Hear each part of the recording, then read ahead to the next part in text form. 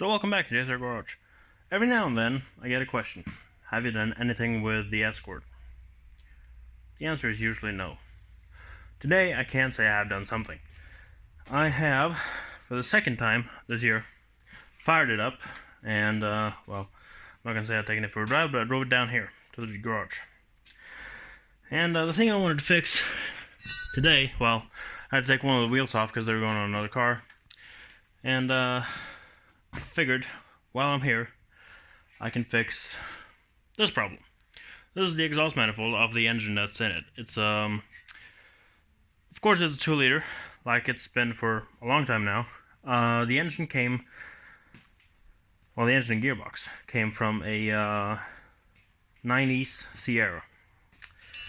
I'm thinking, by looking at this, the casting number on this starts with a 94. Might be a 94 motor.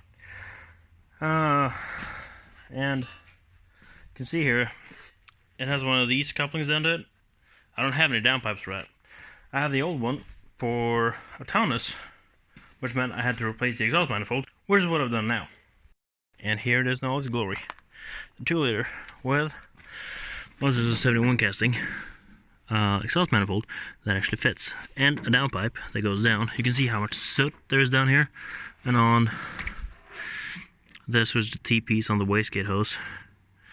I dried that soot off. This is just soot that's come from down here from every time I've started it. So now, downpipe goes just under here, and it tucks up real nicely up underneath the frame. So that's what I've done with the Escort, and I've actually done a little bit with the Granada as well.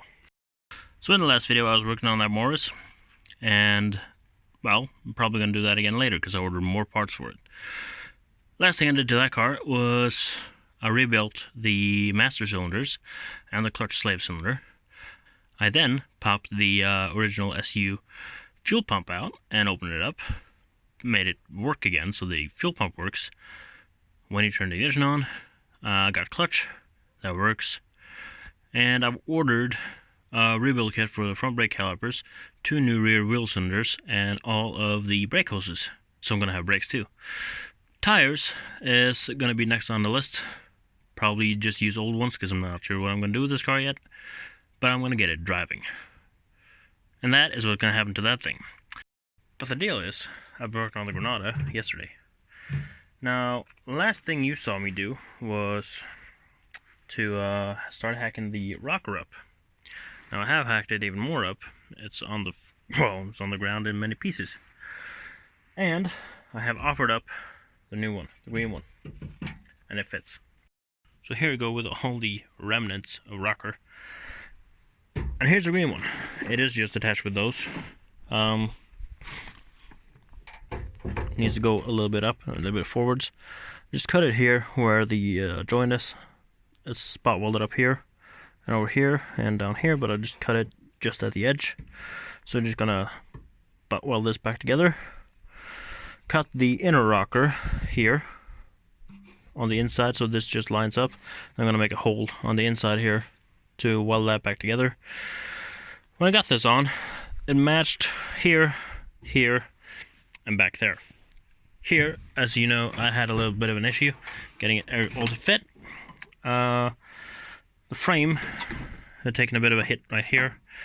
When that bent down, it went down, pulled this with it, and gave it a kink here. So, ball jack up underneath there, pushed this up, hit it with a hammer, and it bent back up. So now this can be welded together. The rocker can be welded to the car, and then we can start hacking the rear wheel house out. Problem with that plan is there's a Tahoe over there. That and a Daihatsu Rocky has stolen all of the gas from the welder, so I couldn't get it welded in. But that's gonna happen later. Just hope we can get this thing back together till winter comes. It's close too. Been getting sub-zero for a while now. So